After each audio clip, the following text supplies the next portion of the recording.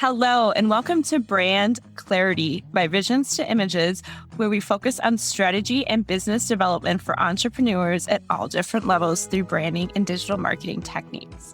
Susie Liberatore is the founder and art director of Visions to Images Creative Services, LLC. For the last decade, she has personally been instrumental in bridging gaps between the global digital market and neighborhood locations for some of the biggest brands around. Growth is possible for even a single location with the right professional branding techniques and Susie's signature strategies of Visions to Images. Stand out from your competitors and bring your visions to life while watching your sales skyrocket. Your host for this is Susie Liberatore, owner of Visions to Images. Hello, everybody. Today on the podcast, I have Sharika Kellog, like the cereal. I wanted to make sure that I did not butcher. That's what I wrote. And she's with the 25-8 mom. I have known her for a while, I think, and believe.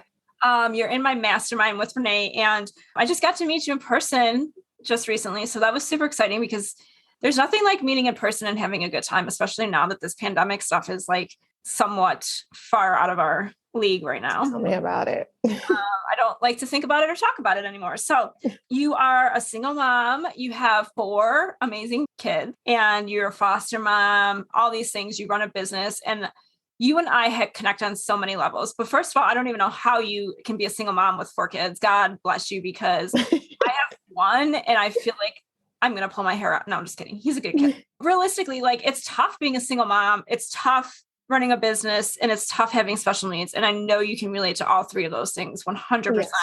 I always tell people, you can, being a business owner and having a successful partner with you is one thing.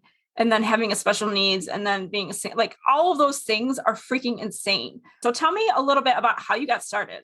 Okay. So I started in the virtual space 7 years ago because my boss told me to give back one of my sons when I had to call off because he was sick. And it was a text message 2 weeks before Christmas. And he was just like, "You're not doing mommy right. You should give one back." And I was like, no. So I started my first business, which was a virtual assistant business. Literally that night, I went online, figured out how to do it, and got my first client, which was him, because when I quit, he had no one to fill my position. So I started like that and at the time I had 2 sons, and then I just kept adding on like the Brady Bunch, and 25. So that company was called Virtual Expectations. And then 25-8 Mom came about when I started teaching friends, other foster moms and other moms, how to create their businesses so that they didn't have to be confined to the 9 to 5. Because what we didn't know when we thought about having children was that once they go to school, hands off, taking them to school, picking them up, does not work with a 9 to 5, especially when you want to be a hands-on mom, or you have a child with special needs and have Absolutely. To be at school at different times. So yeah.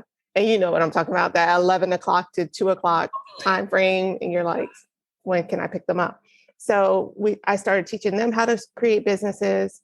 That took off. So I started coaching, mentoring, and strategizing with other women, moms, on how to create their business the right way. Like you said, the pandemic hit. I found that a lot of moms that started businesses, quote unquote businesses or side hustles, did not have their business set up right to get PPP loans. And that's what spurred me into making sure that your business was legit, so that if this should ever happen again, you didn't have to think about it. You had everything in place. You could apply for this assistance and get it because your business was a legit business, even if it wasn't making millions of dollars. Oh, for sure. Yeah, that's a whole nother topic, the PPP. That was, yeah. Yeah. And I mean, so going backwards, I mean, for the longest time, I did not have my license and legit stuff set up, primarily because I was working a 9 to 5 and I was freelancing. But when I dove in head hard, I absolutely took care of all that, because then I was like, this is it full time. This is legal, all that stuff. And I mean, you can Google it and try to find all these things. It's so much better when you have somebody to guide you. And I love your story, because my story is exactly the same, in a sense, where I was working in corporate. Antonio was, I don't know, 2 or 3. And there was just so much happening at that time in our lives. And he was just getting diagnosed with autism. He had asthma attacks that he would end up being hospitalized, all of these things. And I remember walking into corporate, it was a temp to hire job. And I was like, I can't come back tomorrow. My son is got a fever and I can't get him out of daycare or bring him back to daycare tomorrow. And I was like, can I work from home? This was before working from home was cool, but people were kind of starting it. And they were like, no. And I was like, okay, so I'll see you Monday. And then we both were like, yeah, no. Like we both were just like, at that point. And the part about it is Antonio actually ended up being hospitalized for his asthma time and time again. So like it was weeks or days in the hospital. Yeah. It was like, you can't work that 9 to 5, like you said. And then once he started to get diagnosed with autism, it was insane. We had to do all of these therapies. We had to do all I know. Like there was just no way to work that 9 to 5. 4 times a week I was in therapy with my little guy. Like he was in special school classes for school. Right. He kept getting kicked out of daycare because of his autism and his ODD. And then he also had like equestrian therapy, swim therapy, play therapy, occupational therapy. I was everything, right. There is so, yeah. So, I mean, I think there's definitely a high need for A, single moms, B, special needs moms, and C, any moms who really are trying to escape that 9 to 5. And like you said, you have to go and pick them up, drop them off. You have to do all of these things. And it's sometimes a struggle to have that work-life balance, like you and I were talking about at the beginning. I mean, I remember when you and I first started talking and you were like, I'm just going to sit at Panera Bread because it's only 2 hours. By the time I get home, I'm getting nothing done. I was like that. I was like, okay, Dunkin' Donuts, here I come. And that was my office for like almost 6 months because I was like, by the time I drop them off, get home, I'm not getting any work done. You start cleaning, you start doing whatever, and work goes to the side. And then you're up at midnight trying to get it all done. So I actively, like, part of my strategy with these mothers that are starting their businesses or trying to legitimize their businesses is listen, make sure you have that balance, stop before you have to go pick them up an hour before, breathe. That's your time because before you're leaving one job to the next when you pick up your kids. It's like straight on after they get in the car and start talking and dinner time and bath time and homework. And I have 4 and no one likes to take the shower first. So, 4 is insane, like I said, for you. I don't know if I could handle 4. But I mean, so here's the thing. Like I've learned over the years that I've learned to manage time better and schedule my life better in a sense where, when Antonio was younger, things were way different. But now that he's a little bit older and he has this school schedule and everything, I mean, I've started to really go into the calendar, right?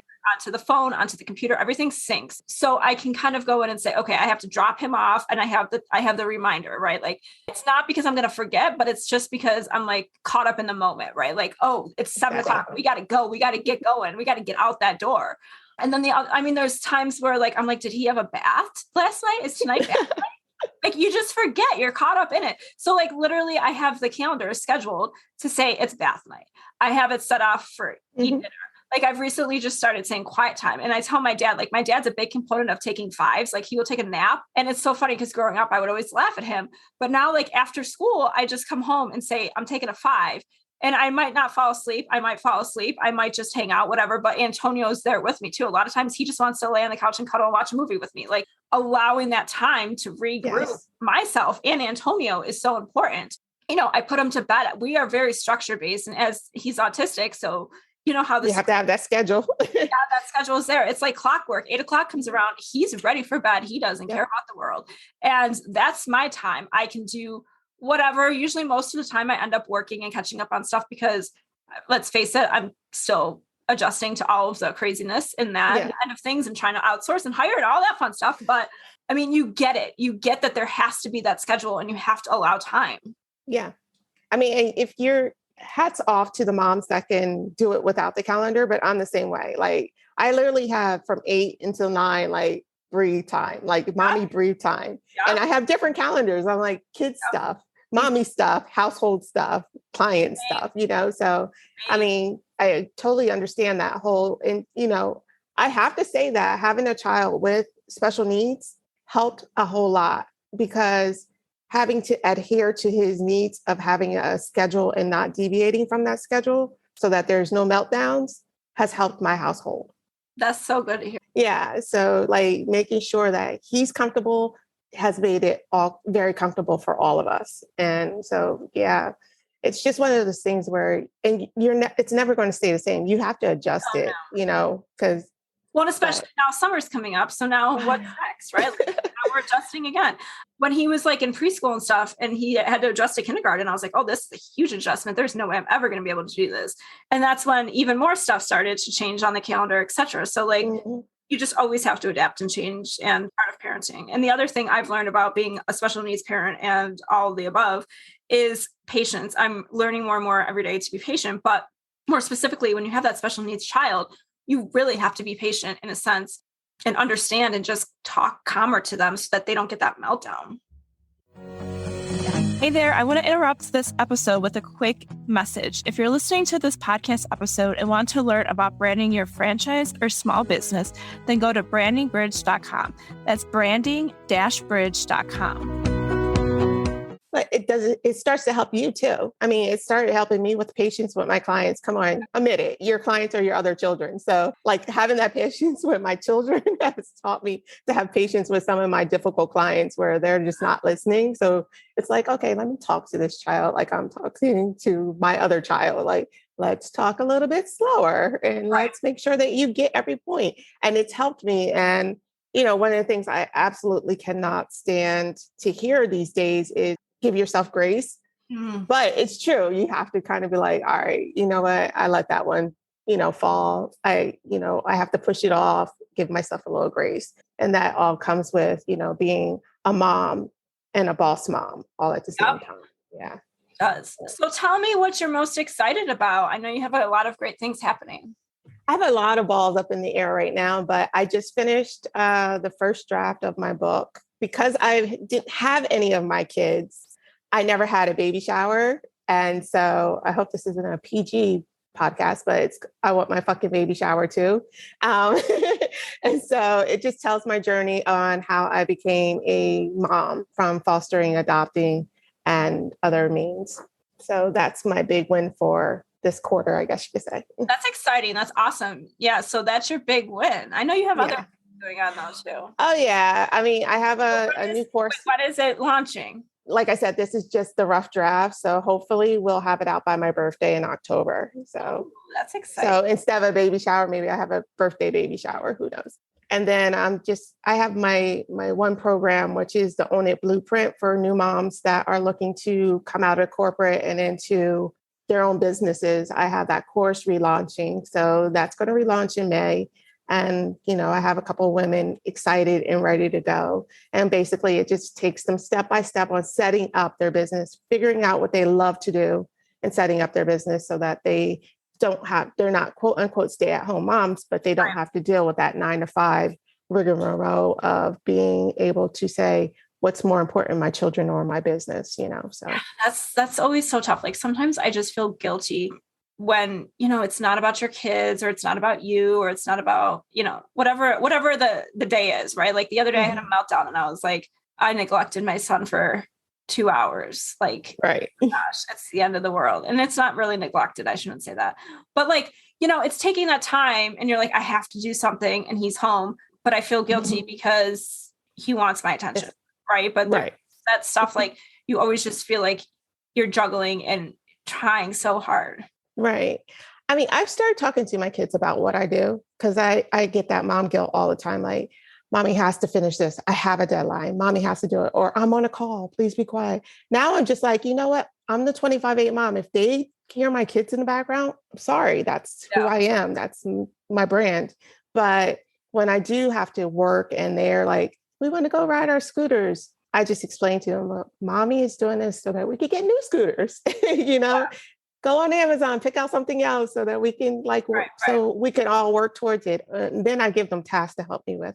Hey, go get the paper from the printer. Even I'll just print 2 things on it and they'll do it and come back. What else can we help you with? Idea. Yeah. It's just kind of keep them engaged. Yeah. I feel like they're really helping. That's a great idea, actually. A great idea. I need to do more of that actually. Yeah. I mean, even if it has nothing to do with mommy needs that book over there. And then, and especially with Matthew needs to carry a lot of weight. So I always tell him to go get 4 reams of paper and then he'll bring it to him. And I'm like, oh, I don't need those anymore. Take it back. And he enjoys that mess. So he just goes back and forth.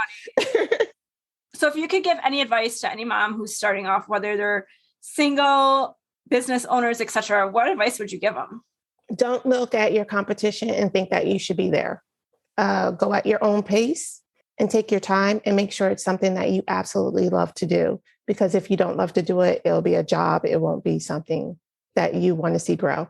You're funny when you say take your time and don't look at your competition, right? Because I'm at the point, and this is not new, like this is me growing. And I'm like, I don't really look at my competition too much, to be honest, but it's like taking that time and not going fast, right? Like we want to keep going, we want to accelerate, we want to focus on all these things. But at the same time, like I'm like always like, I want more sales, I want more sales, I want more sales. But I'm like, hold up, let's focus on what we have. Right. Make sure everything is being sustained. And then we're going to take another level. Like it's like you almost have to keep peeling that onion. You know what I mean? Like, yes, absolutely. Because like the other day I was like, I haven't even done sales stuff in a while, but I'm like maxed out. So I'm like, I got to get things off my plate, but I want to keep growing. So it's a constant battle. And I know, hiring and outsourcing is so huge and important. I remember, gosh, when I was a single mom back when I started my single mom journey, I remember hiring a handyman, a lawn guy, babysitter, like all of these things. Right. And now I have somebody to clean my freaking house. But at the time I was like, this is too much. Can I afford this? And it wasn't necessarily like, can I afford it? It's like, okay, well, where do I need to spend my time? Because I'm not going to spend my time mowing my lawn on a weekend with Antonio. No. Right. So I started saying all of these things and I started realizing, okay, I need to do this. I need to make sure I can outsource and ask for help. Because when I was a single mom, when I started that journey, I was like, oh, I'm not going to pay for that. I was cheap about money. I was like, I'm not going to pay for that. I don't need, I'll just do it myself. And then I would procrastinate and then it wouldn't get done. And then catastrophes would happen. So I was like, just outsource and take it slow because it's not a competition or a race. It's only for you at this point. No, definitely. I mean, and I don't think you were being cheap. I think when you're a single mom, you think, I don't know about you, but I rarely do a lot of nice things for myself because it's all about the boys. It's like I have to buy them sneakers and get their haircuts. And then I'm like, look at my hair. So I think you were thinking on that level, like, I don't want to take resources from Antonio. And the fact that you were able to say, okay, no, I have to do this or other things won't get done just shows your growth. Like, it's just amazing. Like when you get past that whole, I'm scared to let it go because I won't have it for here, it just means that you're able to move on and grow. And I'm pretty sure you can see the growth since you started doing that. Oh, absolutely. I remember having a conversation with my dad. I don't know when it was, maybe 6 to 12 months ago. I was like, I'm going to hire somebody to clean my house. I'm going to hire somebody. And I was like, nope, I'm not going to do it. Like I kept backing up. I'm like, nope. And now I just have somebody come clean once a month. That's all I need. Once a month. I don't need them to come every week. Once a month is perfect for me. I'm not super messy. I'll clean up as I need to, but it's like, I don't have to sit there and procrastinate and stress about the floors and everything because I'm like, oh, she's going to be coming. I do the same thing. It's amazing though, like when you can outsource these things, because you're not only doing it for yourself, but you're providing for those people too. You're giving them that job and that money that we all need to go around. Right. I mean, one of the ladies that I've helped set up her business, that was her business that she wanted to set up. She did a franchise of cleaning businesses. And I was like, well, I'll be your first customer. Like, why not? I know your business is legit. I set it up for you. So absolutely. So it was awesome. But yeah. Well, thank you so much for coming on. Thank you for having me. I really enjoyed my time. Thank you, everybody, for listening in on today's Brand Clarity episode with Susie Liberatore. 2 things. First and foremost, please, if you liked this episode, please subscribe and leave some positive reviews.